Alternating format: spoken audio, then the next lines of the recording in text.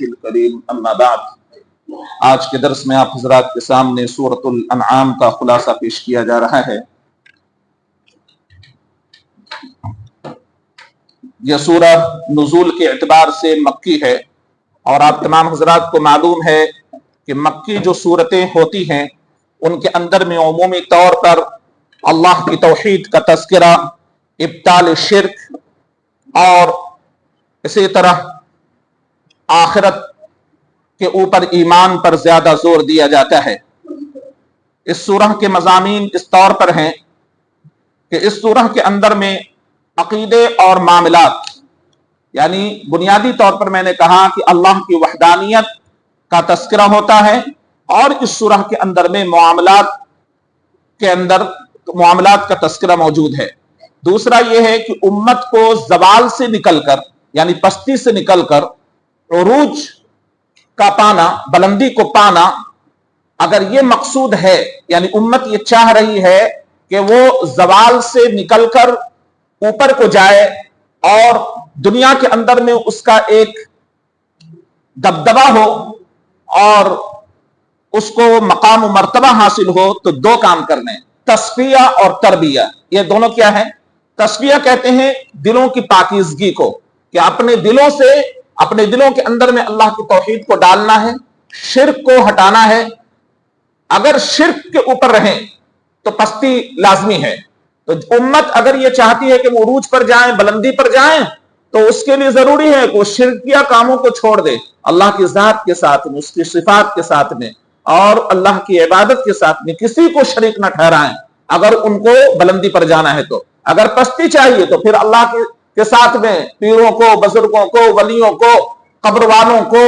پھر پتھروں کو، مورتیوں کو،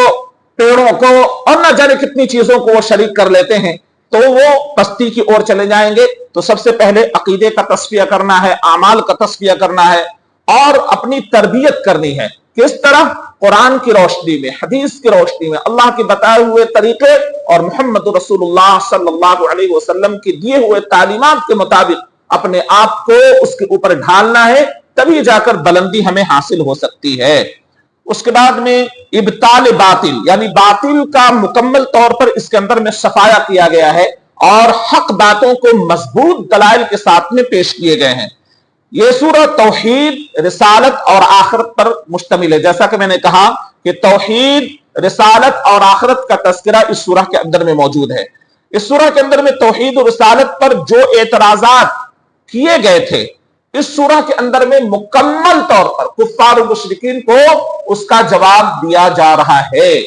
یعنی مکی دور کی صورتیں ہیں، اور مکی دور میں سامنے کون ہے؟ مشرکین مکہ، اور ادھر کون ہے؟ محمد رسول اللہ صلی اللہ علیہ وسلم اور آپ کے صحابہ۔ تو جو باتیں اتر رہی تھی وہ ان کے شرک کا ابطال کیا جا رہا تھا، شرک کی تردید کی جا رہی تھی، اور توحید کو ثابت کیا جا رہا تھا۔ اور اس سورہ میں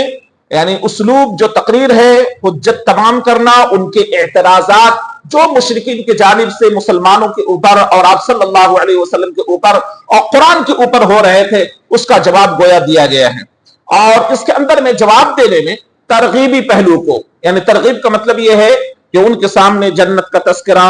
پھر اسی طرح ترہیب، جہنم سے ڈراؤ اور اس کی آگ سے کو سامنے رکھ کر بتایا گیا کہ دیکھو، اگر تم اللہ کی توحید کو اپناتے ہو، اللہ تبارک و تعالیٰ کی بات مانتے ہو، اللہ کے دیے ہوئے قانون کے مطابق عمل کرتے ہو، تو اللہ تعالیٰ تمہیں جنت عطا کرے گا۔ لیکن اگر تم نے اللہ کی مخالفت کی، اس کی توحید کے اندر میں غیروں کو شریک کیا اور جاہلانہ رسم و رواج کو اگر اپنے اندر تم نے داخل کیا، تو پھر یاد رکھنا جہنم کی آگ دہکتی ہوئی تمہارا انتظار کر رہی ہے۔ اور اس انذار کے ساتھ، اس ڈرانے کے ساتھ میں ہجرت، اسی طرح عذاب کے نزول کی دھمکی بھی انہیں دی گئی، بالخصوص قریش کو، اور بالعموم سارے لوگوں سے یہ بات خطاب کیا جا رہا ہے کہ دنیا کے اندر میں بسنے والے تمام لوگ سن لیں کہ جو بت پرستی کرتے ہیں، عقل پرستی میں مبتلا ہیں، وہم پرستی میں مبتلا ہیں، اسی طرح اپنے آباء و اجداد کی، یعنی اپنے باپ داداؤں کی دین کے اوپر جمے ہوئے ہیں، اللہ کے دین کے اوپر نہیں آ رہے ہیں، تو وہ سن لیں، وہ جان لیں اللہ کا غضب ان کے ساتھ میں ہونے والا ہے، اللہ کے غضب کے وہ لوگ شکار ہونے والے ہیں۔ आज भी जब कुरान की बात आती है, हदीस की बात आती है, तो सीधे लोग कह देते हैं कि हम तो अपने आबाओ अजदाद से यही बात सुनते आ रहे हैं, हमने अपने बापों को इसी तरह करते हुए पाया है, हमारे अब्बा हुजूर इसी तरह कह रहे थे, हमारे आलिम साहब इसी तरह कह रहे थे, हमारे मुफ्ती साहब तो इसके अलावा फतवा दे रहे थे, वगैरह वगैरह। यानी अब अल्लाह का कलाम बलाए ताक रखा गया और मोहम्मद सल्लल्लाहु अलैहि वसल्लम की सुन्नत हदीसों के अंदर में मौजूद है। हमें तो सिर्फ अपने बड़ों से मतलब है, बड़ों ने जो कह दिया, बड़ों की हम बात मानेंगे और बड़ों के बताए हुए रास्ते के मुताबिक हम चलेंगे। याद रखें कि आखिरत के अंदर में ये बड़ों वाली जो बात है ना, वो बलाए ताक रख दी जाएगी और कहा जाएगा कि इस उम्मत के लोगों ने इस कुरान को और मोहम्मद सल्लल्लाहु अलैहि वसल्लम के तरीके को पीछे छोड़ रखा था, ना तो कुरान के ऊपर अमल था, ना उसकी तशरीह मोहम्मद सल्लल्लाहु अलैहि वसल्लम के बताए हुए रास्ते के ऊपर ये उम्मत थी। बहरहाल कुछ जो इस सूरह के अंदर में जिन आयात करीमा का आज के दर्स के सिलसिले में इंतखाब किया गया था, मुख्तसरन बिल्कुल ये है कि सबसे पहले अल्लाह तबारक व तआला की तारीफ की जा रही है कि तमाम तारीफ उस अल्लाह के लिए, अल्हम्दुलिल्लाहिल्लज़ी खलक़स समावाति वल अर्द व जअल अज़्ज़ुलुमाति वन नूर सुम्मल्लज़ीना कफ़रू बिरब्बिहिम, आसमानों को, जमीन को की पैदाइश की, बनाया, यानी अस्सर नौ पैदा किया, व जअल अज़्ज़ुलुमाति वन नूर, जिसने अंधेरों को बनाया, जुल्मतों को अल्लाह ताला ने बनाया और फिर रोशनी को बनाया। सुम्मल्लज़ीना कफ़रू बिरब्बिहिम, फिर भी ये काफिर अपने परवरदिगार के साथ दूसरों को क्या करते हैं, बराबर ठहराते हैं, गैरों को उठाकर लाते हैं और अल्लाह का बराबर करार देते हैं। मुसलमानों के अंदर में भी आज यही मामला आ रहा है कि अल्लाह के साथ में बुजुर्गान दीन को शरीक करते हैं। जा अल हक एक किताब है, उसके अंदर में लिखे हैं अहमद यार गुजराती साहब ने कि वलियों को अल्लाह तबारक व तआला ने इतनी ताकत दी है कि वो जब चाहे अर्श को फर्श पर ले आए, जब चाहे अर्श को फर्श पर ले आए। यह अहमद यार गुजराती ने अपनी किताब जा अल हक के अंदर में बात लिखी है और ये बात लिखी है कि पलक झपकते ही औलियाउल्लाह जब चाहे कायनात को तबाह बर्बाद कर दे। ये शरीक कर रहे हैं कि नहीं अल्लाह के साथ साथ गैरों को। तो इसी तरह की वबा, इसी तरह का मर्ज कुफ्फार मुशरिकीन के अंदर में था, उसी के बारे में गोया यहां बात कही जा रही है कि ये अपने रब के साथ में अपने यारों को, अपने पीरों को, अपने बुजुर्गों को लाकर उसके बराबर करार देते हैं। और कहा गया कि भला उस शख्स से ज्यादा और कौन जालिम हो सकता है जो अल्लाह के ऊपर झूठ बांधे, अल्लाह के ऊपर झूठ बांधे। वमन अज़लमु मिम्मन इफ्तरा अलल्लाहि कज़िबन औ कज़्ज़ब बिआयातिही, या उस शख्स से ज्यादा और कौन जालिम हो सकता है जो अल्लाह की आयत करीमा को झुटलाए। इन्नहु ला युफ्लिहु ज़ालिमून, ऐसे जालिमों को अल्लाह तबारक व तआला कभी कामयाबी व कामरानी से हमकिनार नहीं कर सकता है। बस कामयाबी चाहिए, कामरानी चाहिए, तो हमारे लिए सिरात मुस्तकीम का रास्ता अल्लाह तबारक व तआला ने और मोहम्मद सल्लल्लाहु अलैहि वसल्लम ने हमें दिखला दिया है। अल्लाह फरमाता है आखिरी आयत करीमा के